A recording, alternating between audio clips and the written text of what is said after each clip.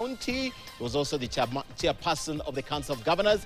He is a ranking member of the ODM party. In fact, he is said to be one of the preferred successors to Raila Odinga. So much to talk about, so little time tonight. Stay put at KTN News KE. The hashtag, as always, is NewsHour. Please join the conversation on Twitter, send us your remarks, and we'll definitely be commenting on some and asking those questions to Oparanya. Damian Evans is with us tonight on Sign Language. Let's get the show on the road, shall we? We begin with our top story tonight, and a huge economic blow for illicit businesses.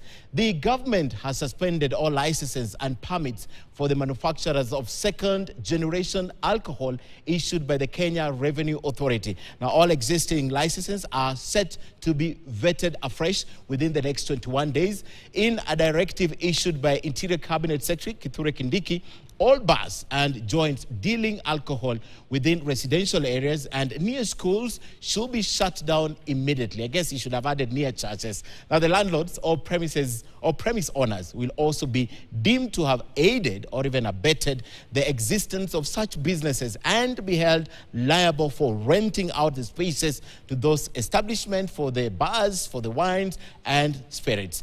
Our senior political affairs reporter, Chris Thairu, kicks off our broadcast tonight. The infiltration of illicit brews, drugs and substance abuse has not only been a thorn in the flesh for this administration, but to the society that continue to lose their loved ones due to the consumption of illicit brews. Given that the previous orders issued by the government to curb the menace have not borne any fruits, the Deputy President chaired yet another security meeting which brought together top organs of the security team led by Interior CS Kithure Kindiki, where they issued more stringent orders. Among them is the immediate suspension of all licenses and certification permits for second-generation alcohol and alcoholic beverages, distillers and manufacturers. All existing valid licenses will be vetted afresh within 21 days, and premises approved will only resume operations upon recipient of fresh approval. The immediate closure of all bars and liquor outlets within residential areas and around basic educational institutions and their licenses declared null and void.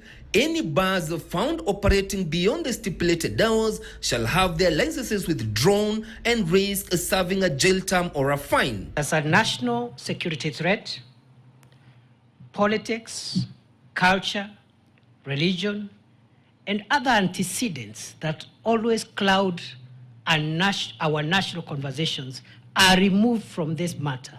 It is purely a law enforcement matter. Those contraband goods are coming to this country to kill our people when you are there.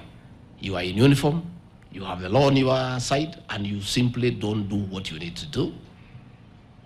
I'm telling you on behalf of the President and the government of the Republic of Kenya, it will not be business as usual.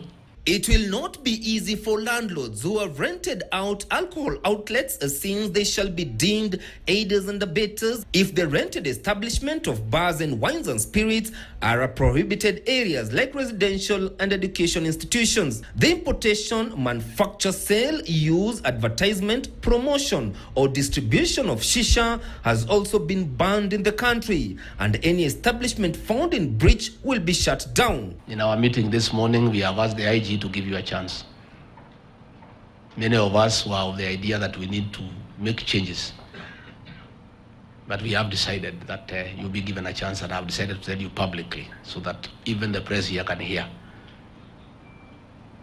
Ethanol, bangi must not come through our borders. Some of the measures, you will understand, are measures that will include government losing revenue, if that will help us save the nation. The government has also established a multi-stakeholder approach to strengthen surveillance, enforcement and compliance at all levels, led by the national government administrative officers with a daily report to the Interior CS. The team from Kajiado, the border points of Namanga and Loitoktok are an entry point of illegal ethanol and other contraband goods. And neither the officers there have slept on duty or they are part of the problem. what we start today will continue as long as Kenya exists or as long as the problem exists, whichever comes earlier.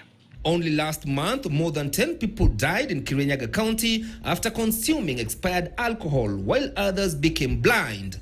Chris Dairo, KTN News, Nairobi. Indeed, it's a big blow to those establishments. And tonight, the Judicial Service Committee